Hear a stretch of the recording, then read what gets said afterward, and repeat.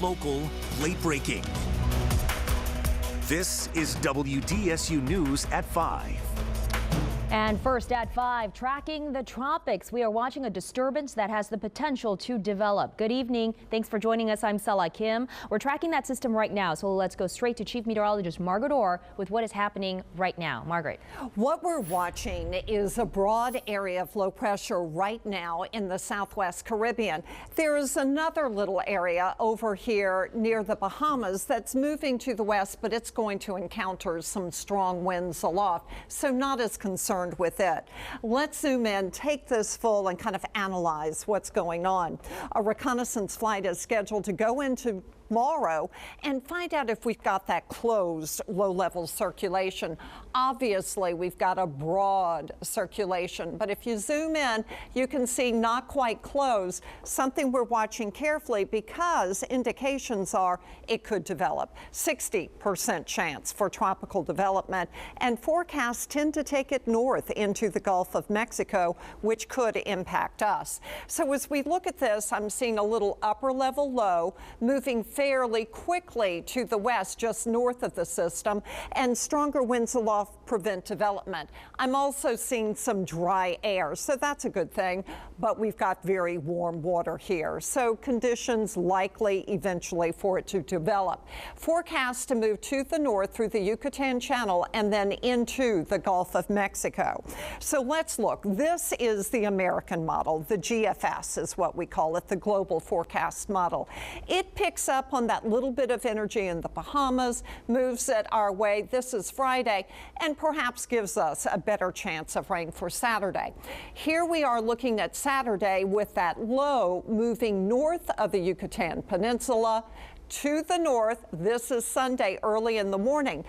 Should this occur, it would not be good for us. We'd have a strong onshore flow. It's looking like a depression or a storm, and then it would move to the north.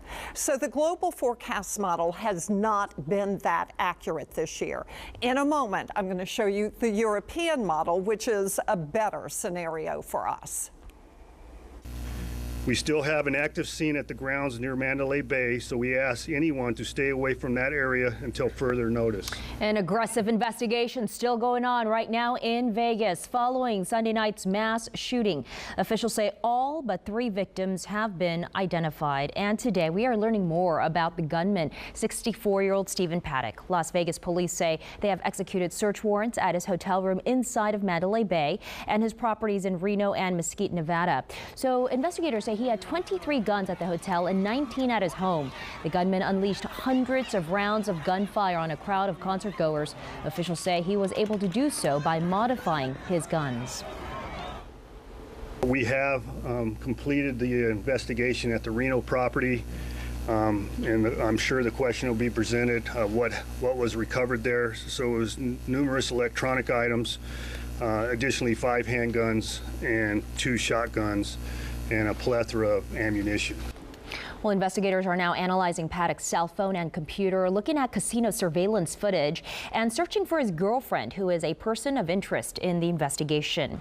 And the harrowing stories of survival and the heroes of the night are emerging today. We are learning more about the people whose lives were cut short, the people who loved them, and the people who did all they could to help. Chris Pallone has more. Their stories are as diverse as America itself. 59 people, all with friends and families and jobs and dreams. Those who knew them choose to remember not how they left this world, but what they did in their all too short time in it. People like Sonny Melton of Tennessee, who died while making sure his wife Heather lived. He loved her. I think it was just second nature to him to do something like that. Or Rhonda LaRock, a mother from Massachusetts who loved her family and her church. It just doesn't make sense. She didn't deserve this. But amidst the grief, there are stories of bravery, love, and selflessness. Police who ran towards the danger without thinking twice. Survivors reunited with the strangers who wouldn't quit until they were safe. This is James Lawson. There he is. Hey, man. Thanks, buddy. Of course. Paramedic Dawn Marie Gray from Oregon and her husband, Kevin. When we came out, it was horrific. It was a field of bodies. who treated wounded victims and sent them off to the hospital as bullets rained down. The survivors call them heroes. I could not believe the human spirit and the kindness that everybody was helping everybody. Those who saved lives Sunday night say it's what anyone would do. That's being a human being. That is doing our job. The absolute worst of humanity met with the very best of it. Strangers risking their lives in countless acts of love, compassion, and selflessness. Chris Pallone, NBC News. And also, House Majority Whip Steve Scalise expressed his condolences for the shooting victims today on Capitol Hill. Scalise, who just returned to work after being shot during a congressional baseball practice, offered his support to the injured and the families of those who were killed. He said the families will all need a lot of prayer. Obviously, with so much loss of life and so many other people that are still injured today, those families need our prayers right now. They need to be uplifted. And we also need, as people are saying, what can we do to help? We also need to remember that there is a tremendous loss of blood. And go to your local blood bank and just donate blood. That alone can be a very positive sign, especially when you look at how much blood was lost. Cannot let the actions. House Speaker Paul Ryan also spoke today. He pointed to legislation that focuses on mental health that is currently being implemented. He also said Republicans have no scheduled plan to vote on a bill that would ease restrictions on purchasing gun silencers. In Jefferson Parish, the Sheriff's Department is studying the mass shooting in Vegas to teach civilians and deputies how to respond to a similar emergency if it ever happens here. The department offers free security analysis, training, and planning to businesses and building owners in the parish as a public service. And they say the strategies taught are always evolving as the threat of an active shooter changes with each new tragedy. We usually give it a little bit of time for people to kind of look at it, evaluate it, say, okay, this is what happened. This is what we know happened now. From that point, we'll take it as a learning curve. And that way we'll start putting out things that apply to our deputies and say, okay, well, look at Las Vegas. Look what it taught us, just like we did with Dallas, just like we did with Baton Rouge and some of the other mass casualties that happen around the United States. So to see if your business or building qualifies for a security assessment, contact the Jefferson Parish Sheriff's Office at 504-363-5500. And our coverage of the Las Vegas massacre continues right now on WDSU.com. We have a slideshow there of the victims and more on the investigation. You can find that on our website, WDSU.com, also on the WDSU mobile app.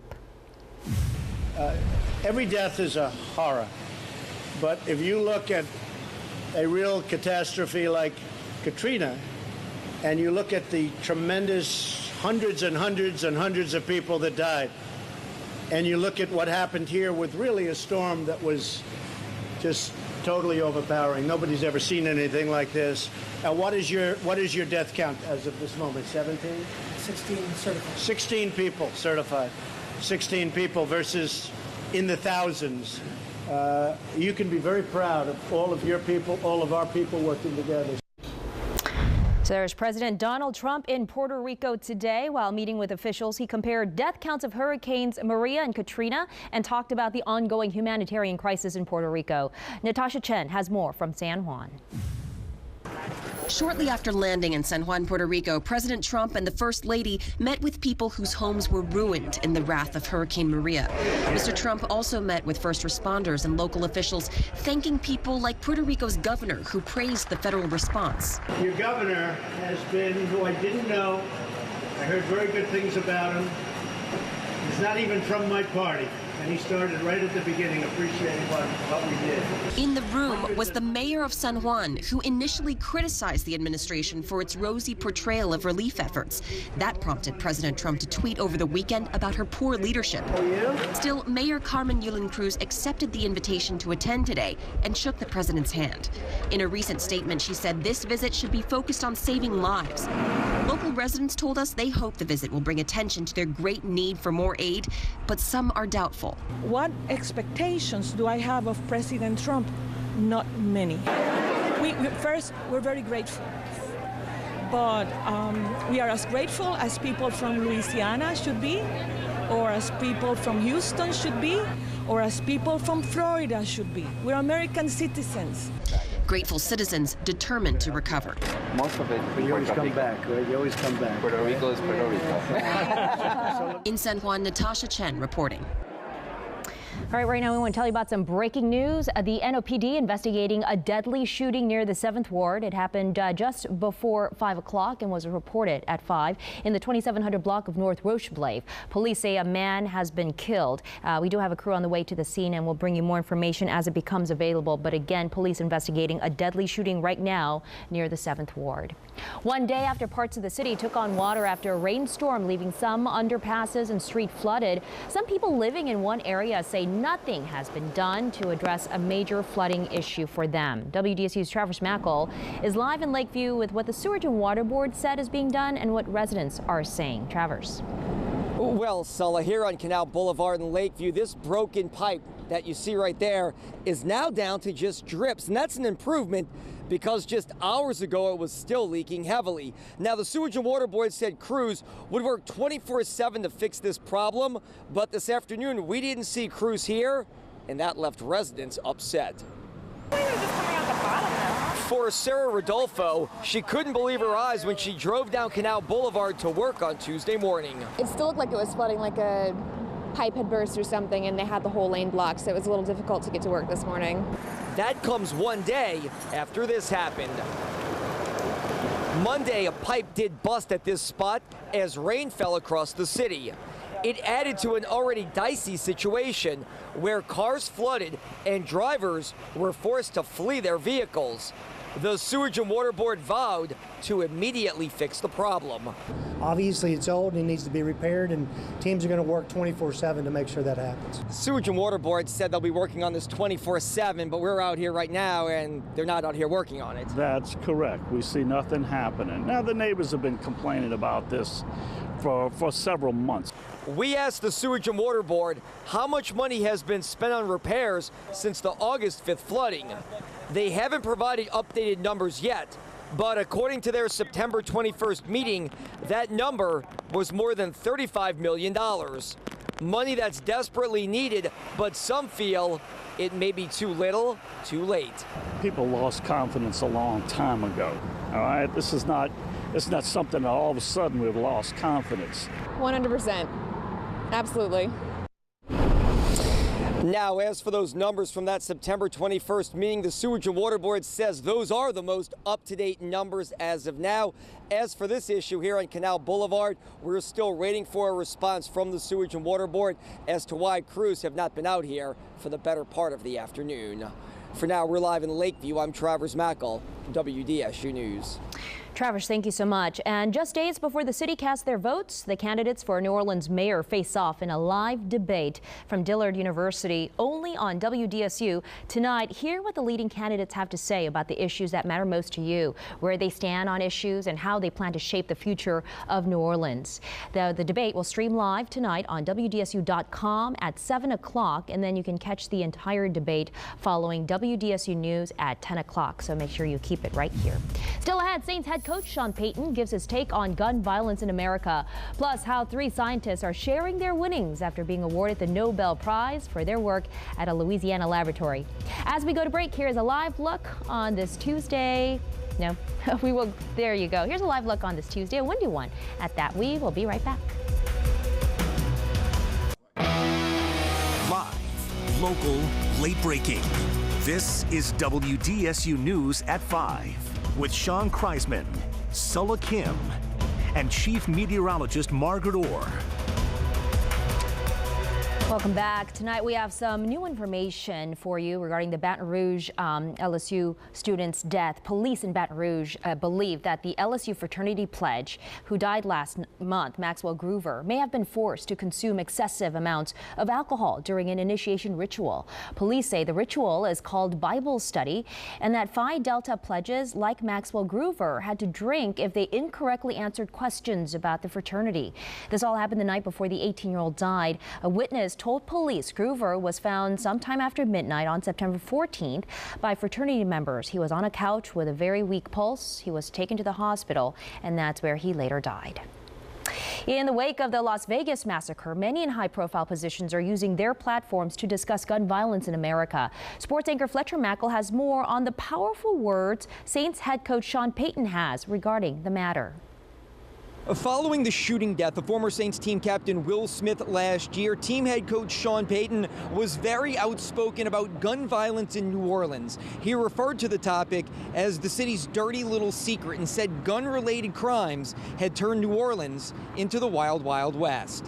Well, after the mass shooting earlier this week in Las Vegas, Sean Payton was once again talking about shootings in the United States. On Tuesday morning, he tweeted a stat from the New York Times showing that more Americans since 1968 had been killed because of gun-related crimes than have died in all of the wars that our country has ever fought in. Sean Payton also addressed this topic during his weekly conference call.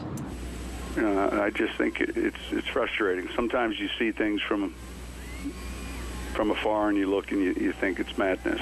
These things come up and they come up, and then you try to draw parallels throughout our world, and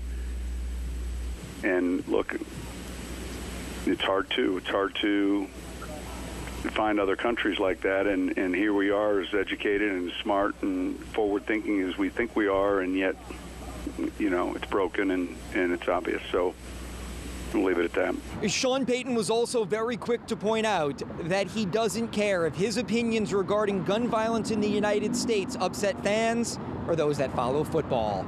Reporting at the Superdome, I'm Fletcher Mackel, WDSU News. All right, Fletcher, thank you. A coastal flood advisory is impacting southeast Louisiana shorelines, causing higher than normal tides and some street flooding in lower-lying parishes. WDSU meteorologist Damon Singleton is in St. Bernard Parish with how officials are figuring out what to do with the rising water.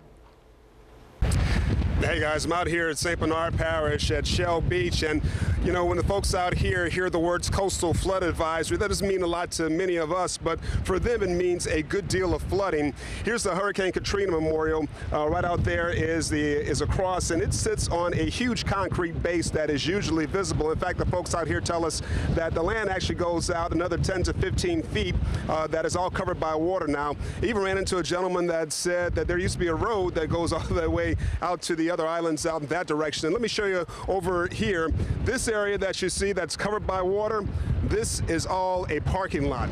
We talked to the parish president, and he attributes a good deal of this to coastal erosion. Anytime you see a coastal advisory in the lower lying areas of our state, this is what you're going to see in St. Bernard Parish.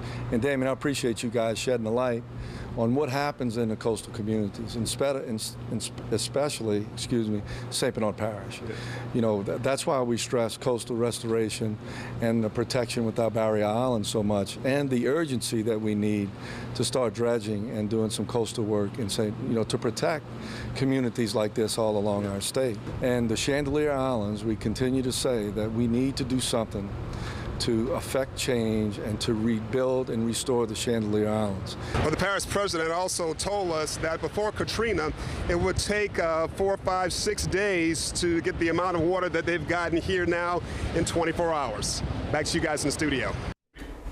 Damon, that is really discouraging, and unfortunately we've got the potential for a tropical system to move into the Gulf, which will continue to cause these strong onshore winds. What we're doing is we're looking at the lake, and you can see the white cap. So we've got this really strong east wind. That's what's pushed the water into St. Bernard, but it's also pushing it into the west side of the lake. So here's a pic. This is from Joe Bird, and it's a Frenier Landing. And this is normally a road. I've walked it before, some great restaurants over there, and it's covered with about 2 feet of water. So that's what happens when you get a coastal flood advisory. And it's all because of the wind. The wind is pushing the water on shore, and it's out of the east at 20 miles per hour, gusting to 29 miles per hour. And that persistent strong east wind is going to continue. So we're looking at the coastal flood advisory in effect through 7 o'clock o'clock tomorrow. Now, it may be extended, but tomorrow the wind dies down a little bit, so those tides expected to run 1 to 2 feet above normal. We really don't have much rain out there. Saw a shower offshore. Every now and then you get a little blip of a sprinkle moving through. Looking great in the city right now. What a change from yesterday. Same thing for the North Shore. Now here you've got a coastal flood warning, and that's because of that water being pushed onshore. That's at the Amite River and Lake Maurepas. High pressure is to the north. You get a clockwise flow, like the hand on a clock going round. So that's pushing this water onshore, and it's also going to be steering this system. 60% chance for tropical development. More on that again in a moment. Here is a look at one of our models. The truth is, Wednesday through Friday, the weather is looking pretty fabulous. Now, we're also watching a little area of disturbed weather near the Bahamas, and that's going to be moving to the west, so you can see that movement there. Here's the one that's in the southwest Caribbean with a potential. This is Friday at 1 o'clock, approaching the Yucatan Channel, possibly as a depression or a storm. Breezy, blue and breezy, I like to say, from David Moore. Isn't that a pretty sky? 85 the high for today, 82 degrees now. Humidity is still really high. The wind is blowing. We're mostly in the low 80s, a few mid 80s, right there at 9 o'clock in the mid to the upper 70s. So as we look at that forecast, upper 60s to the mid 70s in the morning with your highs in the mid to the upper 80s. And of course, this strong wind for tomorrow. Tidal range, not much at all. It's just high water. This is the one we're watching, 60% chance for tropical development. And just looking at it, kind of looks like there may be a little closed low-level circulation, certainly over warm water. So we're going to have to watch this very carefully. Here is a look at your forecast. Tomorrow, a great day. Thursday, Friday look good, a little bit warmer. As you go into the weekend, rain chances begin to go up. We're going to have to watch for Sunday for that potential for tropical development. All right, Margaret, thank you. Next at 5, an LSU researcher makes international headlines while he was awarded the Nobel Prize in Physics today. Well, 3 Americans are sharing this year's Nobel Prize in Physics, and they are all physicists from a very important observatory in Livingston Parish. Rainier Weiss is an adjunct professor at LSU. He was awarded half the $1.1 million prize, while the other 2 professors will share the rest. The researchers were awarded for building LIGO, a laser observatory instrument that detects gravitational waves. The waves were predicted by Albert Einstein more than a century ago. Big congratulations. Stay tuned for NBC Nightly News, and then it's WDSU News at 6 o'clock. That's all the time we have. Thanks for joining us, everyone. We'll see you back here at 6. Good night.